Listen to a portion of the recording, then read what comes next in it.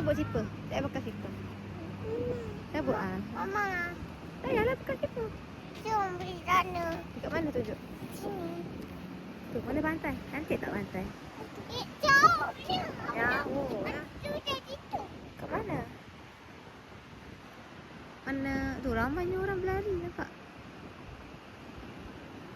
Saya luar dari sini. Best ke kat sini? Abang. Larilah.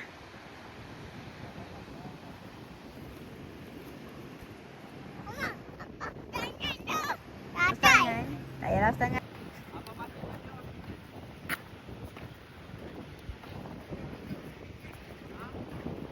Takut lekat.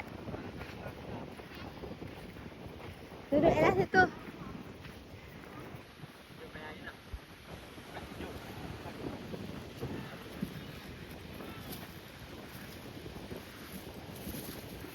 Pergi jalan.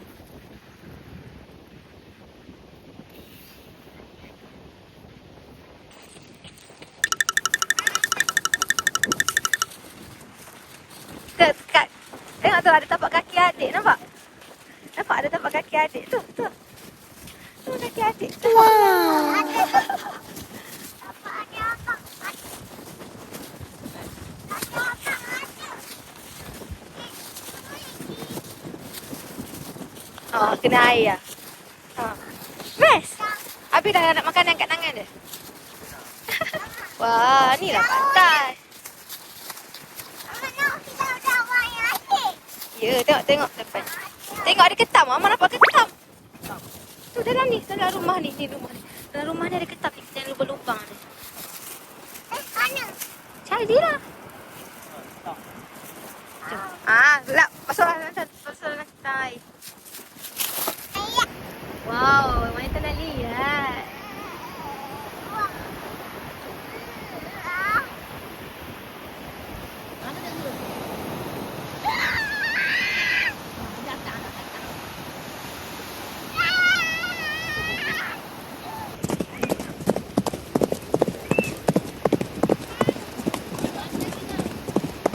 Oh, dia kereta kuda.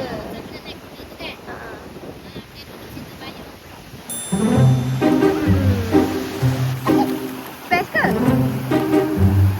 Best ke bang?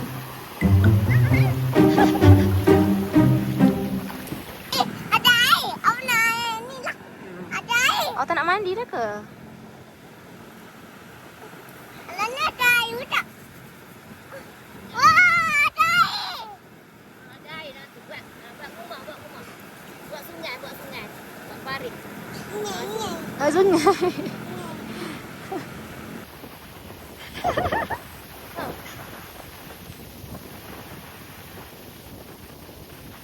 Syarah.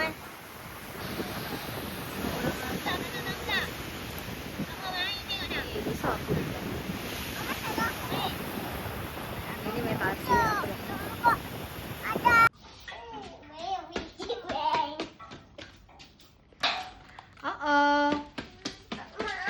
Abang buka pintu bang, ambil. Ada tepi.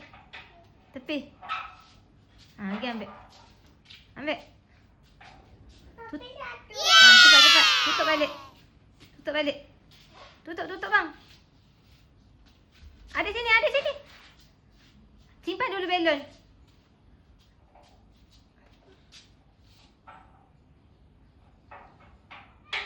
Okay, thank you.